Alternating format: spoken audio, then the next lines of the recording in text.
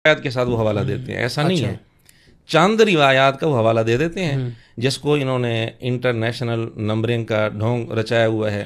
تو چند ایک روایات کا حوالہ دیتے ہیں، اور جن روایات کا وہ حوالہ دیتے ہیں ان کی حقیقت بھی میں آپ کو ذرا عرض کر دوں۔ ہاں بالکل ضرور کیجیے، یہی سننا چاہ رہے ہیں ہم۔ جی بالکل۔ ایک روایت انہوں نے بیان کی